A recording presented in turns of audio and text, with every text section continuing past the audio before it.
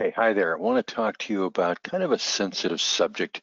Uh, it's one I've been pondering to share with everybody for probably over the last year and a half. It just seems like there's so many other things to talk about here as we get into the peak season, but it's something that gives me a great deal of concern, and that is are some salon owners lighting themselves on fire because they're doing some practices in running their salons that might not be considered kosher, maybe crossing the line as far as legality, and there might be some naivety on some people's parts that they think that this is okay to do it, but it's been hitting me lately, and I really, having been through this for many times, it gets me quite concerned. So, first of all, let's uh, let's talk a little bit about um, who and what I am. As you can see there, I'm the salon doctor, as they call me, and I have quite a background in both managing and marketing.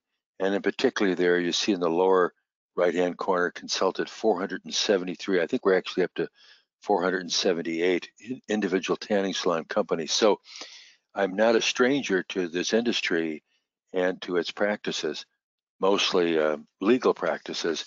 But this concerns me a little bit, uh, that I need to bring this up to your attention if you're considering doing some of these things.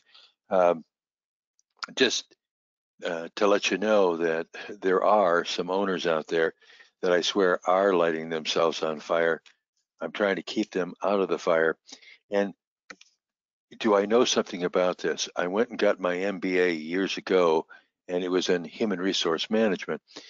I had seriously considered getting a Juris Doctorate, going on and getting becoming a lawyer. But I decided that human resource management was the better field for me. But I do know a lot about employment law. And looking at the screen there, you see one of the books that I wrote years ago called The Burning Issues of Employment Law. It's just one of the many books that I've written, and they're free for download in the Vault, which is my paid subscriber section of my website, along with actually a total of five of my books, 20,000 pages. It's just, there's so much content down there, it's crazy. Um, 59 webinars and graphics for Facebook email samples, month-to-month marketing calendar, unlimited content. It's unlimited for $1.33 a day. I mean, you can't, a part-time clerk would cost you a lot more than that. And you can go, of course, to www.johnrfarr. All right, but let's move on to some of these burning issues that I worry about. And uh, so are they lighting themselves on fire? This is legal stuff you need to know. First of all, and I'm not going to go, there's lots of laws. I'm not going to talk about OSHA and some of the other things, but I'm going to talk about just specific things that I've seen for some salon owners that they're doing, which is putting themselves in some legal jeopardy. The FLSA, Fair Labor Standards Act, was created many, many years ago. I believe it was originally in the Roosevelt uh, administration back in the 30s. But anyway, the most important part of it is it's the basis for minimum wage rates and for how managers are classified. So here's the specific on this. As far as minimum wage rates go, I believe the federal minimum wage rate is still 7.25, which is an absurd amount of money. Most people pay, and many markets pay $1.50 more than that to start. And of course, if you saw my last webinar on hiring people and paying ridiculous rates and losing a lot of money because we're hiring idiots at cheap rates. But anyway, if you saw that, then you saw my opinions on that. But here's the thing: I'm not going to talk about minimum wage and that in this particular webinar, but I am going to talk to you about how managers are classified. The FLSA says that if you're paying a manager a salary, but they're not really managing anybody, then what you're doing is you're taking an hourly employee, um, putting them on a salary, dividing up those, maybe they're working 45, 50 hours a week, and they're making less than what is the current minimum wage in your state or locale, because some states, as you know, the minimum wage has gone up considerably and it's going to continue to go up. So it's just something that you need to be careful of with FLSA, is the way that you classify your employees. Instead of calling them a manager, you could call them a senior sales consultant or senior sales associate or whatever. But if you're going to call them a manager, they definitely have to manage other people. And then if you want to put them on a salary, you can do that. And theoretically, you can have them work very long hours. I think most people probably keep their managers on an hourly, but I just thought I would mention the FLSA because I've seen some games being played on that. One salon back about 3 months ago was working a manager 55 hours a week and paying them a salary. And then when you divided it up, it got down to where they weren't even making minimum wage. That's an unusual situation. Another thing I want to talk about is third-party sexual harassment. Now, many of you have a handbook. If you don't have a handbook, right, by the way, we've got a wonderful template on it that's easy to fill in. It's in the vault in my paid subscriber that I mentioned to you before. The handbook template is in there.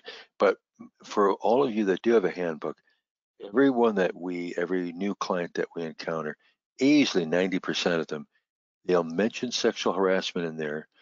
Typically, sexual harassment is not our problem, quid pro quo or hostile environment, but our problem can be third party. A customer, a vendor comes in and says something inappropriate or does something inappropriate with one of your employees. That's third party sexual harassment. You need to have that in there because you want your employees to sign and acknowledge that handbook, that they know that that is an issue that they can report about, and that is third-party sexual harassment. If you don't have it in there and they feel that they have been pushed out of their job because of a vendor or somebody working on beds or a customer is particularly nasty to them and they feel like they have been constructively discharged, there's another legal term for you, you want them to know and you want them to sign off on the fact that they know there's a procedure to report that. Okay, immigration control. I am shocked. There is a chain, I will not mention their name. A chain, I won't name. Okay, it rhymed. All right, so that has been in business for 20 years. And up until a year ago, never collected an I-9 from their employees. So you're sitting there and you've got a single salon. You say, well, why do I need to collect I-9s? Well, hopefully you do. And that's because immigration control has a quota of how many places they need to do audits on. I suppose even raids, I don't know. But let's say that across the street or up the block from your single salon, they're doing a audit on a particular restaurant that they think has a lot of potential illegals.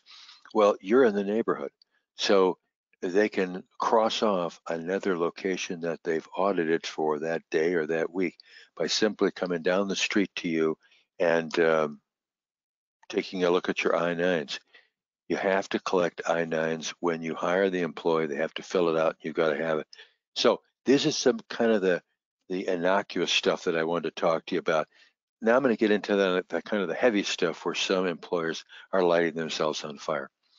The Whistleblower Act of 1989, and we have heard an awful lot about whistleblowers lately in the politics, but the Whistleblower Act in 1989 was ostensibly created to protect government employees that wanted to, if you want to call it, rat on people that they worked for that were doing illegal things. But the whole whistleblower concept has spread beyond federal. It also, in most states, protects somebody from coming forward.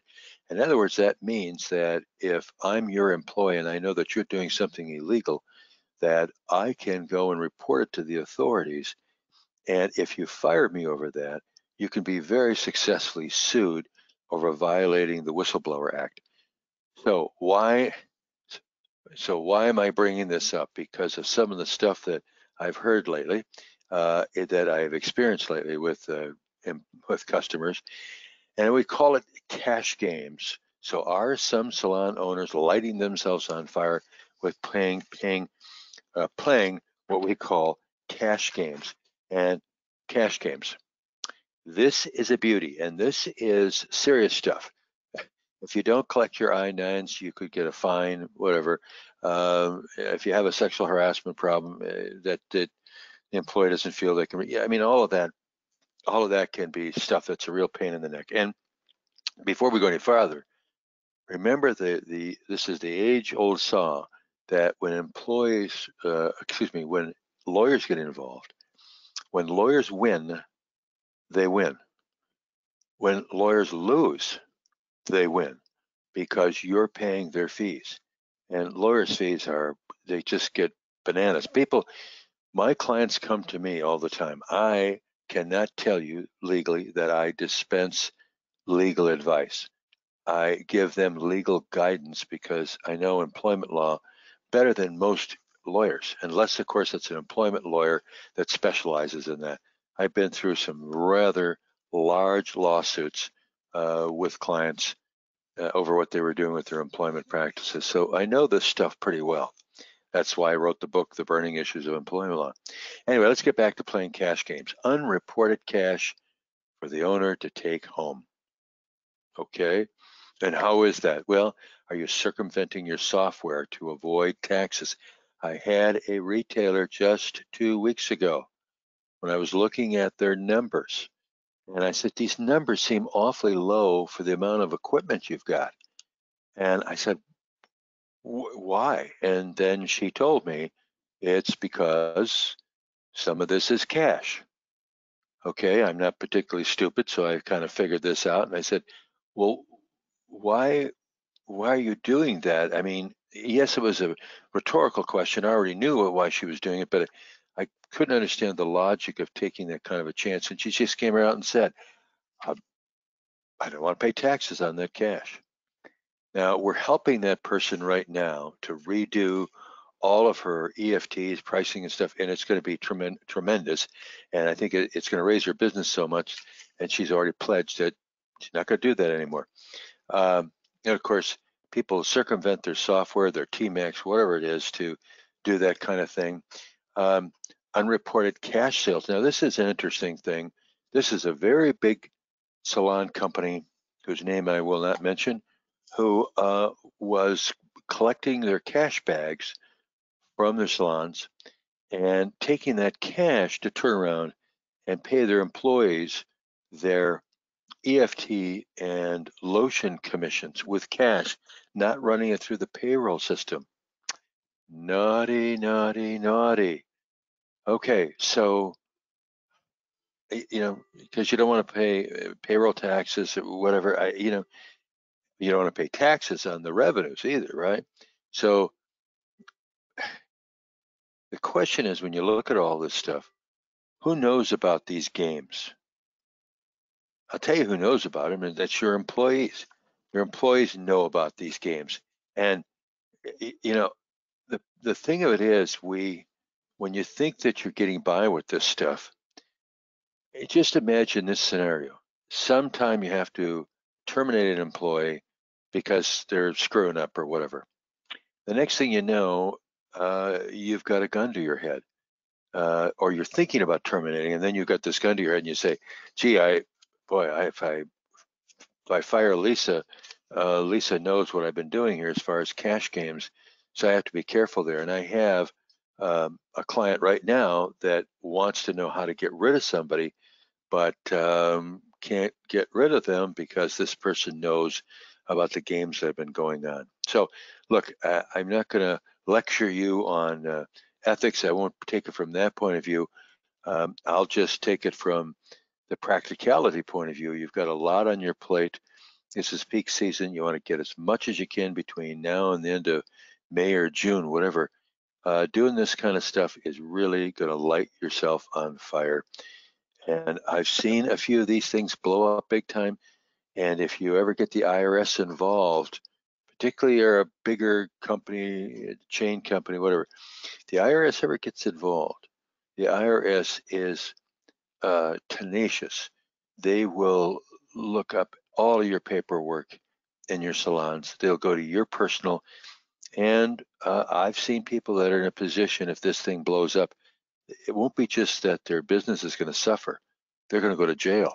So I just want to say think about it twice before you play this kind of thing, because there's so much money to be made in the salon industry by just doing it legally.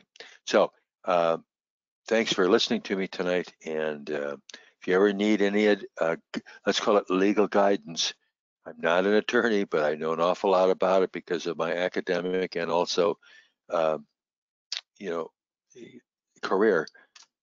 Let me know. Thanks for being on.